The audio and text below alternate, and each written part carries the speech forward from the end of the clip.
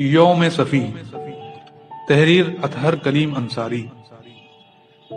جو کہہ گئے وہی ٹھہرا ہمارا فن اسرار، جو کہہ نہ پائے نہ جانے وہ چیز کیا ہوتی۔ خوبرو چہرہ، سرخ و سفید رنگت، صحت مندی کی غمازی کرتا گٹھا ہوا جسم، عمر 30 اور 32 کے درمیان، آنکھوں میں غنودگی سی کیفیت اور کشادہ پیشانی چیخ چیخ کر ہمت، ذہانت اور خوبصورتی کی داستان بیان کر رہی تھی۔ عمدہ تراش کے بے داغ سوٹ اور کیڈیلاک جیسی گراں قیمت گاڑی کو دیکھ کر لگتا تھا کہ یہ نوجوان کسی جاگیردار خاندان سے تعلق رکھتا ہے، اور ایسا کیوں نہ لگے جبکہ یہ نوجوان نواب عزیز الدین خان کا فرزند ارجمند کمال احمد کمال فریدی ہے۔ کرنل فریدی اور اس جیسے بے شمار زندہ جاوید کرداروں کے خالق محترم جناب اسرار احمد ابن صفی صاحب کو اس دنیا سے گئے ہوئے تقریباً 37 برس بیت گئے، مگر دنیا گواہ ہے کہ وہ آج بھی اپنے کرداروں میں اور اپنی تحاریر میں زندہ ہیں۔ زندہ ہی نہیں بلکہ وہ اپنی ایک ایک حرف، ایک ایک جملے میں ہمیں اس طرح ایک نئی سوچ و فکر دے رہے ہیں۔ سن 1952 میں ایک بوڑھی ملازمہ کے قتل کی داستان سے یہ سفر شروع ہوا، اور اس سفر نے ہمیں شکرال، کراغال، مقلاق، زیرو لینڈ، مریخ، تاریخ وادی اور نہ جانے کن کن جہانوں کی سیر کرائی۔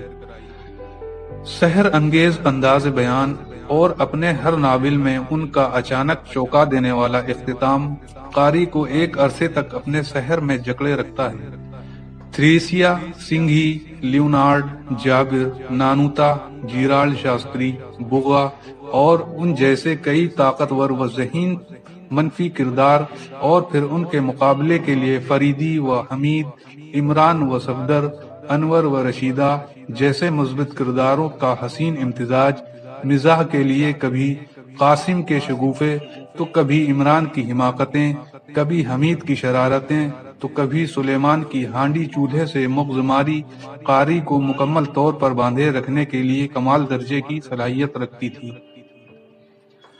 صرف کردار نگاری کی بات کی جائے تو یہ محترم ابن صفی صاحب کے ساتھ ناانصافی ہوگی۔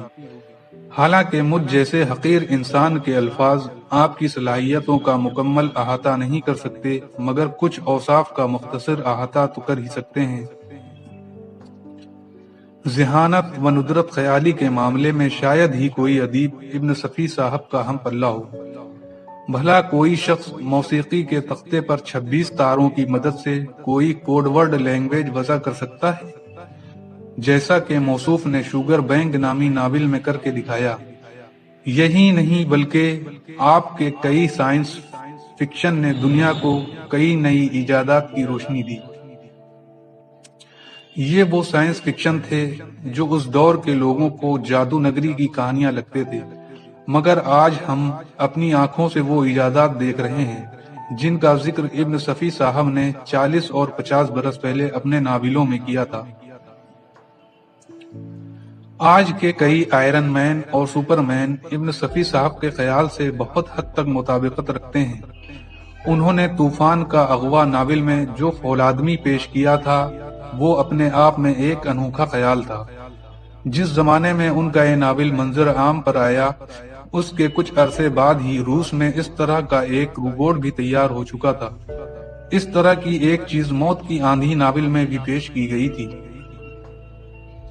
تاریک وادی کی سنہری کائی سے بنا ٹرانسمیٹر، الیکٹروگیس، ڈاکٹر ٹسڈل کا دماغوں کی تبدیلی والا تجربہ اور ان جیسے بے شمار سائنسی تجربات سے موصوف نے ہمیں روشناس کرایا۔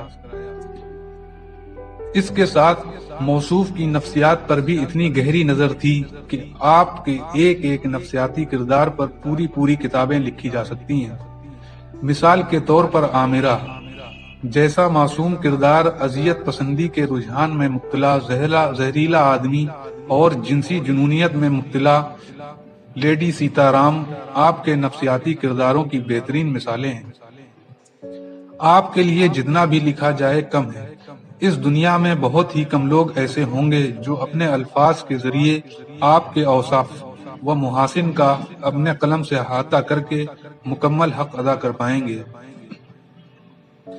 میں اپنے الفاظ میں تو بس اتنا کہوں گا کہ آپ کردار نگاری، منظر نگاری، ادب، نفسیات اور سائنس فکشن کی ایک مکمل اور باکمال پیکج کی حیثیت رکھتے ہیں۔ آخر میں دعا گو ہوں کہ اللہ موصوف کے درجات کو بلند فرمائے اور تا قیامت آپ کے نام کو بلند و بالا قائم و دائم رکھے، آمین۔